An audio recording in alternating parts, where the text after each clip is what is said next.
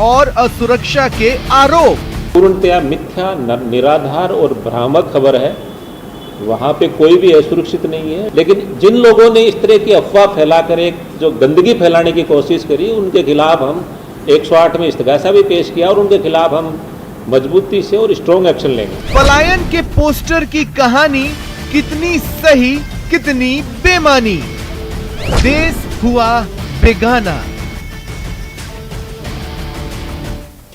नमस्कार, बहुत स्वागत है आपका। प्राइम डिबेट देख रहे हैं आप, आपके साथ में जेपी शर्मा। रिपोर्ट आपने सुनी और इस पर बहस के साथ हमारा जो पैनल है उससे मैं आपका परिचय करा देता हूँ। अवधेश आकोदिया जी वरिष्ठ पत्रकार हमारे साथ हैं, राखी राठौड़ हैं भारतीय जनता पार्टी के प्रवक्ता, असगर अली साहब हैं, आप नायब काजी हैं, शशि जैन हमारे साथ मालपुरा से जुड़ रही हैं और स्वर्णिम चतुर्वेदी जी कांग्रेस के प्रवक्ता हमारे साथ बहस में हैं। बहुत स्वागत है आप सभी का।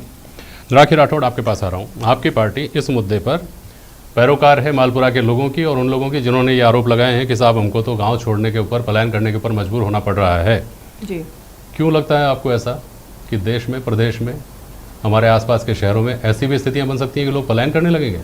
बिल्कुल सही कहा आपने जेपी शर्मा जी की जो स्थिति आज राजस्थान के अंदर है, इस तरह के दिन जो है राजस्थान ने कभी मैंने कहा नहीं, मैंने सवाल उठाया कि आपको क्यों लगता है ऐसा। सर, आप पूरा रिकॉर्ड देखिए। आपने ही, आपके ही न्यूज चैनल पे आज दिन में चल रहा था कि लगभग एक कॉलोनी पूरी खाली हो चुकी है। 250 घरों ने अपने घर के बाहर जो पोस्टर्स, बैनर्स लगाए, उसको पुलिस आज हटाने आ गई। पुलिस को करना क्या चाहिए था? उन लोगों को पाबंद करना चाहिए था जिन जो कि परेशान कर रहे हैं वहां के स्थानीय लोगों को, लेकिन ऐसा ना करके उन्होंने बैनर हटाने का काम किया। और निश्चित तौर पे ये काम तभी हो सकता है तब जबकि राज्य सरकार या तो लॉ एंड ऑर्डर मेंटेन करने में असफल हो या फिर एक समुदाय विशेष पर उनका एक बड़ा संरक्षण जो है वो उनको प्राप्त हो। और मुझे लगता है राजस्थान के अंदर ये दोनों ही बातें सही है। ना तो लॉ एंड ऑर्डर की स्थिति राजस्थान के अंदर ऐसी है, और आपने देखा सीरीज है बहुत सारे इंसिडेंट्स की जिसमें कि इस समुदाय विशेष से अगर कोई काम होता है तो कभी भी जो सरकार है उसकी तरफ से स्ट्रिक्ट एक्शन नहीं लिया जाता। और वही कारण है कि आज जो स्थिति मालपुरा के अंदर बैठी है, आपने देखा बहुत सारे बच्चों का भी इंटरव्यू आपने देखा, बच्चियों ने भी कहा कि किस तरह से अश्लील हरकतें की जाती हैं उन बच्चियों के साथ में। और अगर ऐसी स्थिति होगी तो शर्मा जी कोई भी वहां से निकलने के लिए काम करेगा। और पुलिस को अगर मान लीजिए पाकिस्तान या तालिबान का झंडा वहां लगा होता तो हटाने की कार्रवाई करनी चाहिए थी, लेकिन जाकर के हमने उस बैनर पोस्टर को हटाया। ये गलत चीज है। ठीक है, मैं 2-3 बातें साफ कर देता हूँ। पहली बात तो यह है, आपने कहा कि दिन भर में हमने इस खबर को दिखाया। अगर किसी एक व्यक्ति की भी आवाज़ हो, एक व्यक्ति की भी ग्रीवेंस हो, तो मीडिया का उसको दिखाने का फर्ज है। या बहुत सारे लोगों की कॉमन आवाज़ थी तो हमने उसको लोगों तक पहुंचाने की कोशिश की। दूसरी बात, हम इस बहस को कर रहे हैं, किसी बात को सच या झूठ मान करके हम पहले से ही इस बहस में नहीं बैठे हैं। अगर अफवाह की वजह से डर है, अगर जायज़ डर है, जैसी भी स्थिति है उसकी तह तक पहुंचना और उसकी तह तक पहुंचाना लोगों को हमारा फर्ज है। हम इसलिए एक निवेदन करना चाहूंगी। अब मैं इसमें, हाँ, जो मैंने बातचीत की है वो पुराने रिकॉर्ड के आधार पे की है, चाहे दशहरे मेले के अंदर पथराव हो, चाहे कांवड़ यात्रा के अंदर हो, तो उनके आधार पे बात हुई है सारी की सारी। बिल्कुल, मैं उसके ऊपर आता हूँ। शशि जैन हमारे साथ नहीं जुड़ पा रही हैं, मैं उनसे ये सवाल करना चाह रहा था, लेकिन मैं राखी राठौड़ आपसे पूछूंगा ये कि बात जहाँ से शुरू हुई है वो ये है कि प्रॉपर्टी खरीदी जा रही है मुसलमानों के द्वारा हिंदू बाहुल्य इलाकों में और धीरे धीरे वहाँ अपना प्रभुत्व बढ़ाया जा रहा है। बेच कौन रहा है? बिल्कुल हिंदू बेच रहे हैं। बेच इसलिए रहे हैं क्योंकि उनको सुरक्षा नहीं मिल रही है, और उसी का निवेदन जो है उन्होंने उन पोस्टर्स के माध्यम से अपने घर के बाहर किया है।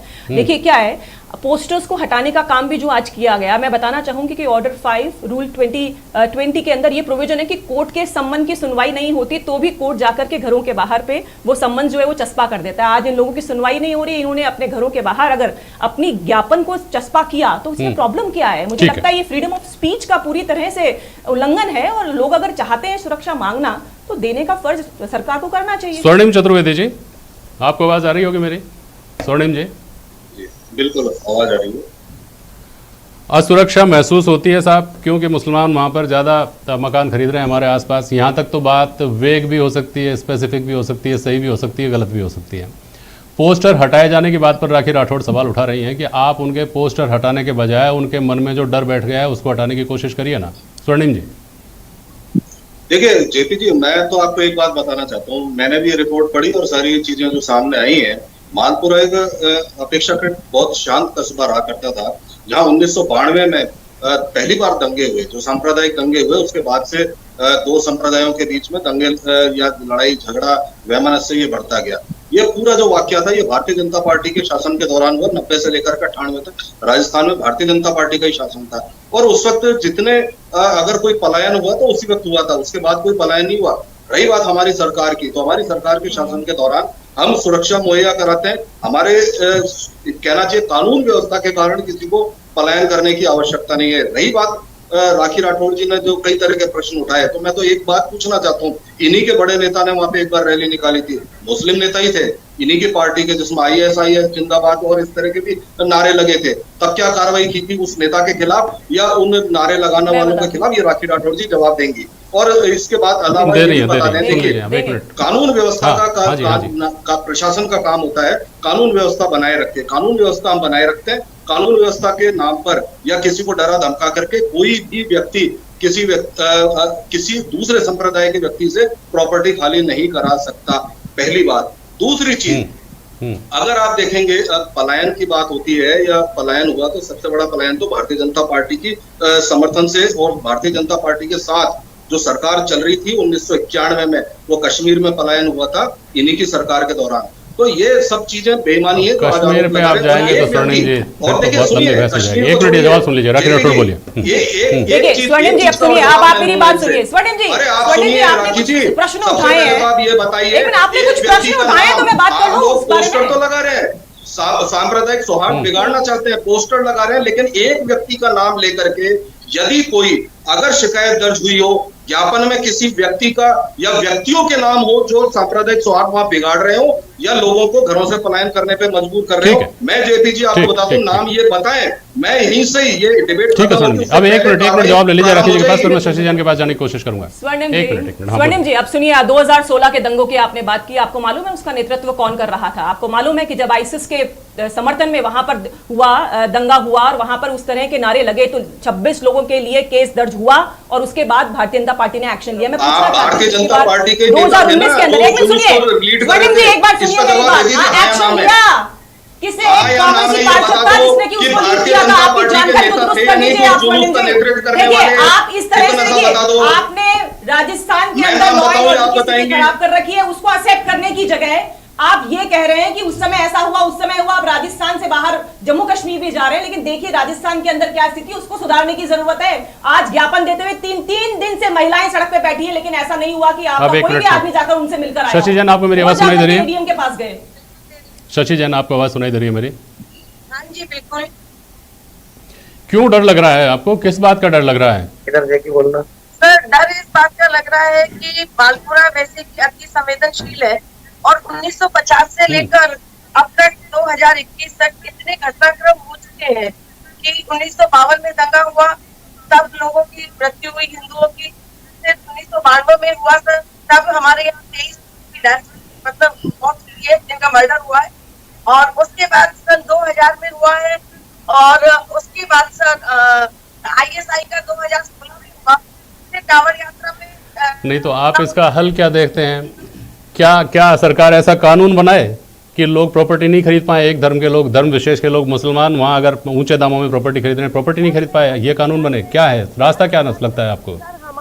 मेरा जो आप इस चैनल के माध्यम से जो निवेदन करना है वो ये है कि जब किसी भी धार्मिक यात्राओं को और धार्मिक जो पदयात्री आते हैं और धार्मिक जुलूसों का रास्ता परिवर्तन हम राष्ट्रीय राजमार्ग से हटाकर किसी और मार्ग से कर सकते हैं, जैसा मालपुरा में प्रशासन ने कुछ दिनों पूर्व किया है, तो स्वतंत्रता का अधिकार का हनन नहीं है वो। राष्ट्रीय राजमार्ग से क्या हम किसी धार्मिक जुलूस को या धार्मिक पदयात्रा को प्रतिबंधित किया जा सकता है?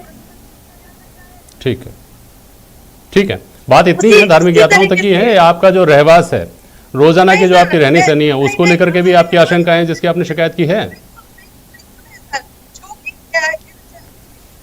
और खास तौर से 1992 से लेकर अब तक करीब 600 घरों का पलायन हो चुका है सर, मालपुरा से, उस एरिया से। तो हम अपने आप को, चूंकि अब बिल्कुल हमारे करीब अगर ये लोग आके बस जाएंगे तो आप सोचिएगा कि हमारे हालात कितने बुरे होंगे। हम आज इतनी पीड़ा में है सर कि हम अपने हमें शायद गत 25 दिनों से हम सो नहीं पाए होंगे। हमारे मोहल्ले वासी, हम सब लोग, हमारे परिवारजन, हमारे बूढ़े माँ बाप, बड़ी विचित्र स्थिति है कि हम अपने आप को कितना असुरक्षित महसूस कर रहे हैं कि हमारे पास शायद कोई और चारा, अगर हमारा प्रशासन ने अगर हमारा सुनवाई नहीं की तो हमारा क्या होने वाला होगा सर। एक तरफ तो हमारा देश में CAA के जरिए सर, एक तरफ तो स्वतंत्र भारत में CAA के जरिए हम भारत के नागरिकों को दूसरे देश में भी सुरक्षा प्रदान कर सकते हैं, और एक तरफ हम मालपुरा में, हम अपने घर में स्वतंत्र भारत में जहाँ रहते हैं तो वहाँ हमें सुरक्षा नहीं प्रदान करी जा सकती है। देखिए, मैं आपकी बात को, आपकी पीड़ा को, आपके सर को खारिज नहीं कर रहा, लेकिन यहाँ सवाल ये भी उठता है कि देश में ऐसे बहुत सारे शहर हैं जहाँ पर बहुसंख्य आबादी मुस्लिम है, ऐसी बहुत सारी बस्तियां हैं जहाँ बहुसंख्य आबादी मुस्लिम है और उनके बीच में हिंदू रहते हैं या दूसरे धर्म के लोग रहते हैं, तो क्या वो अपनी सुरक्षा तब महसूस करेंगे जब उनके आसपास कोई दूसरे धर्म के लोग ना रहें? सर, हर जगह के हालात अलग अलग हो सकते हैं। मैं मालपुरा के हालात की बात कर रही हूँ, तो मालपुरा के हालात से मेरे ख्याल से बीबीसी तक और आप सब चैनल के लोग और पूरे हिंदुस्तान वासी बहुत अच्छे से चिर परिचित है कि मालपुरा के हालात क्या है और किस बदतर स्थिति में है, कितना अति संवेदनशील है, जहाँ पर आरएसी की। असगर अली साहब, आप इस पर जो टिप्पणी करें वो करिए, लेकिन मेरे सवाल का जवाब भी दीजिए कि कहीं कहीं कभी ऐसा लगता नहीं कि मुस्लिम समाज को अपना आत्मनिरीक्षण इस लिहाज से भी करना चाहिए कि क्यों इस कदर अविश्वास भर गया है कि अगर हिंदू आबादी के आसपास मुस्लिम आबादी बसने लगती है, बढ़ने लगती है, तो लोग खतरा महसूस करने लग जाते हैं? सर, एक बात बताऊं, यहाँ जो मैंने सारी बातें सुनी उसमें बहुत ही विरोधाभास है। अभी शशि जैन जो बोल रही थी उसमें भी विरोधाभास है। 2016 से वो बात कर रही हैं और आगे तक ला रही हैं। मैम ने भी ऐसे ही कुछ कहा। अगर हम अभी देखें, जब से गवर्नमेंट चेंज हुई है, ना तो मैं कोई कांग्रेस का व्यक्ति हूँ ना बीजेपी का व्यक्ति हूँ, पर्टिकुलर मुद्दे पे बात होनी चाहिए, बात इधर उधर ना जाए। तो हम ये देखते हैं कि पिछले 2-2.5 साल से वहाँ पर यानी मालपुरा या टोंक के अंदर कोई दंगा नहीं हुआ है। दूसरा, मालपुरा की खूबसूरती की एक मिसाल मैं आपको दे दूं, वो ये कि राजस्थान में वाहिद अकेला कस्बा है ये जिसके अंदर ईद का जुलूस निकलता है और जगह जगह पर ईद के जुलूस का, खास करके ट्रक स्टैंड पर हिंदू समुदाय उसका वो करता है स्वागत। इसी तरह मैम ने कहा दशहरे को लेकर, दशहरा जुलूस का जगह जगह हताई के अंदर जो है कि मुस्लिम समाज उसका स्वागत करता है। और इस पर्टिकुलर मामले में बात करूं तो आपकी और मेरी और ये राठौड़ मैम की और दूसरे लोगों की बात से बेहतर बात होगी वहाँ जो प्रशासन संभाल रहे हैं, वहाँ के जो एसएचओ साहब हैं, उन्होंने श्री कैलाश विश्नोई जी ने जो कहा, उनका ट्वीट आप देख सकते हैं कि कोई एक प्रकरण भी ऐसा नहीं है कि किसी की संपत्ति को ज़बरदस्ती खरीदा गया हो या बेचा गया हो। यहाँ जो बात हो रही है, जिस मुद्दे को लेकर बात हो रही है, ये दरअसल तिवाड़ी की हवेली के पास माड़क चौक के अंदर एक मकान है जिसको कोई बालिया सोनी का ये मकान था। मैं आपको पर्टिकुलर बात बता रहा हूँ ताकि मुद्दे पे बात हो। वो किसी शर्मा जी को उन्होंने बेच दिया। अब उन शर्मा जी ने अपने पैसों को बढ़ाने के लिए किसी वजह से किसी मुस्लिम को बेच दिया। ऐसा अक्सर होता है। यही हमारे हिंदुस्तान की खूबसूरती है कि एक तरफ उसी मुद्दे को लेकर राखी राठौड़ जी लड़ रही है और दूसरी तरफ उसी मुद्दे को लेकर स्वर्णिम चतुर्वेदी उसका पक्ष ले रहे हैं। यहां मैं ये बता रहा हूं कि उसी कॉलोनी के अंदर आप थोड़ा आगे बढ़ेंगे तो लाखेरी महल्ला आ जाता है जो पूरा मुस्लिम मोहल्ला है। थोड़ा और आगे बढ़ेंगे जुलाहो का महल्ला आ जाता है। थोड़ा और आगे बढ़ेंगे तो सादात मोहल्ला आ जाता है। तो यहाँ ये जो एक कम्युनिटी, मैं नाम नहीं लूंगा, उसको थोड़ी सी तकलीफ हुई। पूरा हिंदू समाज का मुद्दा नहीं है। वालिया सोनी ने पैसे की वजह से, और हम देखते हैं हमारे जयपुर के अंदर ऐसे कई मकान है, लोग आबादी से निकलकर बाहर जाना चाहते हैं, बड़े मकानों में जाना चाहते हैं। या तो ये होता है कि वो उन मकानों को खंडर कर देते हैं या फिर उनको वो बेच देते हैं। बात में पूरी कर दूं क्योंकि मैं मुद्दे पे बोल रहा हूं। उसके बाद आप ये देखिए, जिन हजरात ने जुलूस निकाला, जो लोगों ने निकाला, पुलिस, वहां पर प्रशासन है। प्रशासन ने करीब 15 लोगों पर आईपीसी अपनी जो संविधान की धारा 143 लगाई, 181 लगाई, 269 लगाई, 270 लगाई और लगभग 8-7 जनों के ऊपर दंगा भड़काने या उसके ऊपर 108 के अंदर जो है कार्रवाई की जा रही है। बहुत अच्छी बात है। अब मेरी बात सुनिए। अब मेरा एक सवाल का, कानून व्यवस्था है, कानून व्यवस्था तो है ही, उस पर तो सवाल हम उठा ही नहीं रहे। हम तो ये बात कर रहे हैं असगर अली साहब कि इतनी जीके तो किसी की अपडेटेड है नहीं एक एक कस्बे के बारे में। ये तो आपने एक पर्टिकुलर बात बताई स्पेसिफिक कि वहां ऐसा है, हो सकता है ऐसा हो। मेरा सवाल आपसे ये था कि छोटी से छोटी सांप्रदायिक रंग दिए जा सकने लायक घटना पर देवबंद से लेकर पूरे हिंदुस्तान के जो बड़े बड़े लोग हैं उनकी प्रतिक्रिया आ जाती है अगर बहुसंख्यक समाज घिर रहा हो कहीं तो। लेकिन इस तरह की घटना जब पाकिस्तान जिंदाबाद के नारे लगते हैं तो कितने लोगों ने इसके खिलाफ ट्वीट किया था मालपुरा में, मुझे बता दीजिए कितने लोगों ने इसके खिलाफ बयान दिए थे। दिक्कत यह है कि गलत को गलत बोलने में अल्पसंख्यक समाज हमेशा मना रहता है। तो उसके पक्ष में किसने जुलूस निकाला? और अगर ऐसा होता ना, अगर ऐसा होता तो मैं कहता हूं आपको कि समझदार आदमी को समझ में आती कि ये लोग गलत को गलत कहना जानते हैं, गलत को गलत करने की हिम्मत रखते हैं तो गलत को गलत मानते भी होंगे। तो भरोसा ये जगता। बात है, इसीलिए किसी गलत का साथ किसी मुस्लिम ने नहीं दिया, किसी धार्मिक संस्था ने नहीं दिया, किसी के उसके लिए लड़े नहीं, कोई लड़ा नहीं किसी के लिए। मैं ये कहना चाह रहा हूं, आप बात करते हैं कांवड़ यात्रा की। कांवड़ यात्रा में हजारों लोग थे जिन्होंने सिर्फ मुस्लिम परिवारों ने उनकी जानें बचाई, उनको सुरक्षित स्थानों पर पहुंचाया। इसी मालपुरा की मैं बात कर रहा हूं। अरे भाई उसमें मैं नहीं जाना चाहता, देखिए वो पुरानी घटना है, मैं उस घटना की समीक्षा नहीं करना चाहता, लेकिन एक सवाल जरूर है स्वर्णिम चतुर्वेदी जी मेरा, कि इस देश में जब सुरक्षा के घेरे में कश्मीर में आतंकवादियों के बीच में अमरनाथ यात्रा हो सकती है, तब क्या इतना मुश्किल है छोटे मोटे कस्बों में इन छोटी यात्राओं का, धार्मिक यात्राओं का निकलना, कि हम इनको या तो बंद कर दें या इनके रास्ते बदल दें? धार्मिक यात्राओं का मैटर ही नहीं है सर, ये मैटर ही नहीं, ये बात मैंने कावड़ यात्रा इसलिए नहीं बोली कि वो मुस्लिम समाज का भी कोई जुलूस हो सकता है। सुनिए आप एक मिनट, मेरा सवाल स्वर्णिम चतुर्वेदी जी से, एक मिनट सुनिए स्वर्णिम जी, मेरा सवाल है कि क्या हम ये इंश्योर नहीं कर सकते कि हम इतना बंदोबस्त करेंगे कि जो धार्मिक परंपराएं चली आ रही हैं, चाहे हिंदू समाज की हो चाहे मुस्लिम समाज की हो, वो चलती रहें? देखिए बिल्कुल निश्चित रूप से जेपी जी, जो परंपराएं चल रही हैं, हिंदू समाज हो, मुस्लिम समाज हो, सिख समाज हो या जैन समाज हो, उनकी परंपराओं को रोका नहीं जा सकता, क्योंकि ये तो उनका कॉन्स्टिट्यूशनल अधिकार है और प्रशासन इंश्योर करता है कि शांति बनी रहे। इस मुद्दे पर भी मैं आपको बताना चाहता हूं कि प्रशासन पूरे मुस्तैदी के साथ नजर बनाए हुए सांप्रदायिक सौहार्द बिगाड़ने के लिए कुछ लोग सक्रिय हैं, उनके खिलाफ भी कार्रवाई की जाएगी। और सांप्रदायिक सौहार्द प्रदेश कांग्रेस में, प्रदेश में जब कांग्रेस की सरकार रही है, किसी ने भी कोशिश की, हमने बिगड़ने नहीं दिया, चाहे मालपुरा का मामला हो चाहे किसी और जगह का मामला हो। लेकिन आज भी मैं आपको विश्वास दिलाता हूं, कोई भी एक फैमिली भी पलायन नहीं करेगी प्रशासन या फिर कहना चाहिए कानून व्यवस्था के कारण। बाकी अपने तरक्की के लिए कोई बाहर जाता है वो एक अलग बात है, और निश्चित रूप से राजस्थान में हमारी सरकार इंश्योर करेगी। इनकी पार्टी ये कहती है स्वर्णिम चतुर्वेदी जी कि अगर स्ट्रीट वेंडर्स को लेकर के कहीं कोई ऐसी घटना होती है कि उससे आम आदमी भी झकझोर जाता है, अपने आप को झकझोरा हुआ महसूस करता है, उसमें आप कहते हैं कि किसी को चिंता करने की जरूरत नहीं है, सुरक्षा की गारंटी हमारी। यहाँ जब इतने सारे लोग निकलते हैं, वो किसी कंसर्न को लेकर निकलते हैं, तो उनको संतुष्ट करना आपकी जिम्मेदारी नहीं है क्या, कम से कम सुरक्षा के मोर्चे पर? तो देखिए बिल्कुल जेपी जी, ये मोहल्ला जैन मोहल्ला है, इसमें ये बिल्कुल इनको कन्विंस किया जा रहा है, प्रशासन वहां पे साथ है, लगातार समझाया जा रहा है। हाँ, सारे लोग नहीं है जो चाहते हैं कि ऐसी जो कार्रवाई नहीं हो, और जब ये मांग की है तो मैं तो राखी राठौड़ जी से एक चीज पूछ लेता हूँ, सिर्फ राखी राठौड़ जी एक चीज बताते हैं कि क्या किसी मोहल्ले में किसी व्यक्ति को, कोई कानून ऐसा है क्या कि आप अमुक व्यक्ति को रोक सकते हैं प्रॉपर्टी खरीदने से? अगर ऐसा है तो ये जानकारी दें, जब प्रशासन सुरक्षा दे सकता है, और प्रशासन जो है सुरक्षा दे सकता है, शांति बनाए रख सकता है, कोई अगर शांति बिगाड़ेगा उसकी शांति भंग नहीं करने दी जाएगी। और राजस्थान में ये बहुत लंबे समय से प्रक्रिया चल रही है, शांति भंग करने के लिए, सांप्रदायिक सौहार्द बिगाड़ने के लिए ये प्रक्रिया हम चलने नहीं देंगे, और जो भी व्यक्ति इसके पीछे होगा उसको रोकेंगे, चाहे वो किसी भी समुदाय का हो, चाहे क्या कहना चाह रहे हैं स्वर्णिम जी? कौन नहीं सांप्रदायिक सौहार्द बनाने की कौन कोशिश कर रहे हैं? बोलिए राखी राठौड़ जवाब दीजिए। देखिए, मैं सबसे पहले तो असगर अली जी की बात करूंगी, जिस तरह की बातें इन्होंने कही, उस गंगा जमुनी तहजीब अगर हमारे देश में रही है हमेशा और रहनी चाहिए, अगर वो होती तो इतनी लंबी चौड़ी बात ही नहीं होती। आप तो पूरी तरह से न्यूज़ 18 सर एक मिनट आप इस पर तीसरा मत बोलिए, एक मिनट सुनिए असगर अली साहब सुनिए, मुझे भी आता है, बहुत तेज चिल्ला सकती हूं, लेकिन आप मेरी बात सुनिए पहले।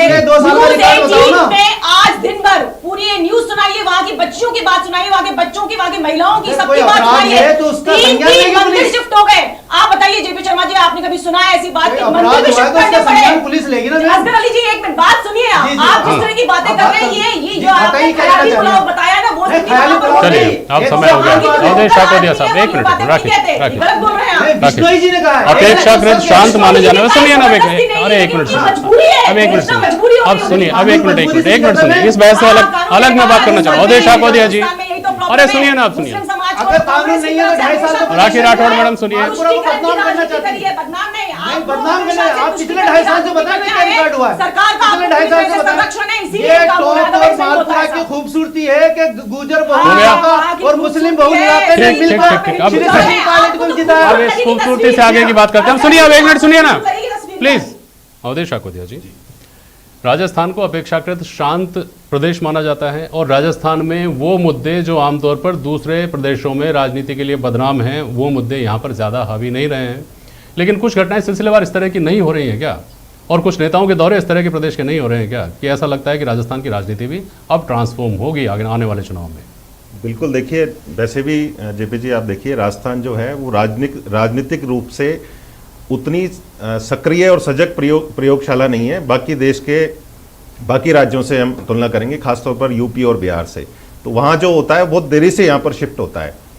ये जो पूरी की पूरी घटना है, मेरे हिसाब से दोनों जो पक्षों के जो एक्सट्रीमिस्ट लोग हैं, दोनों पक्षों की कह रहा हूँ मैं, किसी एक पक्ष की गलती इसमें नहीं है, दोनों को खाद पानी देने का काम काफ़ी समय से किया जा रहा है। एक पक्ष को तो बहुत टाइम से किया जा रहा है, और मेरे हिसाब से उसको काउंटर करने के लिए, क्योंकि हमेशा कहा जाता है कोई भी जब क्रिया होती है तो उसकी प्रतिक्रिया जरूर होती है, तो वहाँ लगातार इस तरह की जब घटनाएं होंगी, दूसरी पक्ष की तरफ से भी या दूसरी जो एक्सट्रीमिस्ट विचारधारा है उसकी तरफ से भी उसको काउंटर किया जाएगा। यहाँ पूरी की पूरी जो घटना है उसके बारे में समझना जरूरी है कि क्या वो कानून व्यवस्था की समस्या है, या वो एक सामाजिक समस्या है, या वो एक राजनीतिक समस्या है, और या फिर ये सब है, ये सब इसका इलाज होना चाहिए। तो जब तक हम उसके रूट में नहीं जाएंगे, ये प्रॉब्लम क्या है और किस वजह से है, जब तक इसका समाधान नहीं हो सकता है। शशि जैन काफी देर से कुछ कहने की कोशिश कर रही है, बोलिए, आप अपनी बात बोलिए, समय खत्म हो रहा है, आप बहुत संक्षेप में बोलिएगा अपनी बात। बार-बार कह रहे हैं कि ये सांप्रदायिक तनाव वाली, ऐसा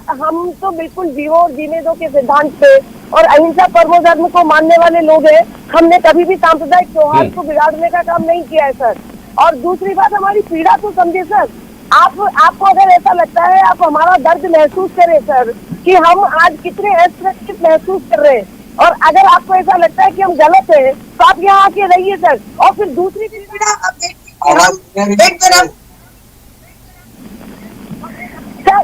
सर, मेरा ये निवेदन है कि सर हम अपनी पीड़ा किसको बताएं?